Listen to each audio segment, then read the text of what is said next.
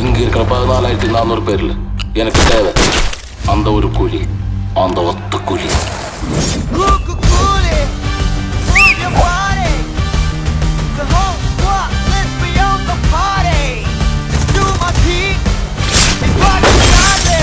இந்த தேவா பத்தி தெரிஞ்சிருந்தோ என்கிட்டயே விளையாடி இருக்க.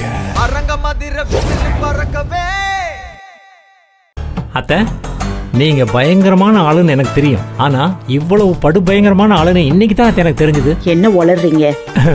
நந்தினிய சத்தமே இல்லாம துரத்தி விட்டீங்க போல இருக்கு. அம்மா, எங்களுக்கு நல்லாவே தெரியும் இது உங்க வேலை தானே. மா, கன்ஃபார்ம் நீங்க தான். வரலட்சுமி பூஜை நடக்க போகுது. அதுல சூர்யா நந்தினிக்கு திரும்பவும் தாலி கட்ட போறாங்கிற விஷயம் தெரிஞ்ச உடனே நீங்க என்ன சொன்னீங்க? அது நடக்க நான் விட மாட்டேன்னு சொன்னீங்களா இல்லையா? மாதவி, போதும். நான் இதெல்லாம் தெரிஞ்சுக்கிட்டு என்ன பண்ண போறேன்? போய் வேலையை பாரு. அம்மா வாங்க மாமா, என்ன லேட்? உட்காருங்க, நான் என் பொசிஷனுக்கு போய்க்கிறேன்.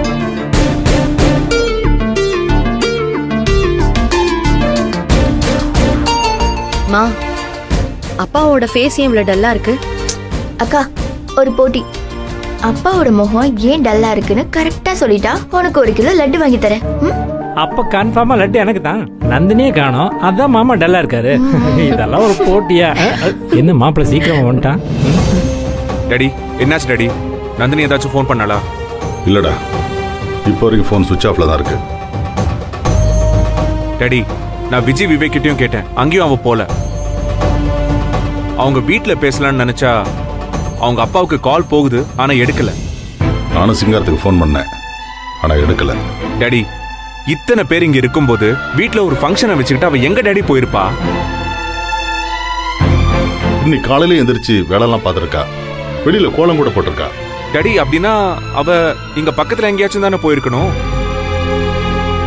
ஆனா வீட்டுல இப்படி வேலையை வச்சுட்டு போற ஆள் இல்லையா அவ?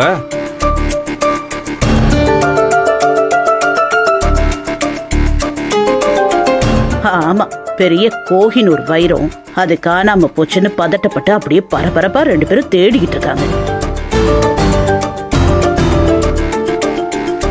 ஏங்க, அவளே ஒரு தகர டப்பா. அது காணாம போச்சுன்னா எப்படியோ அது ஒழிஞ்சதுன்னு அதை விடுறதை விட்டுட்டு என்னமோ துக்க வீடு மாதிரி துக்கப்பட்டு இருக்கீங்க.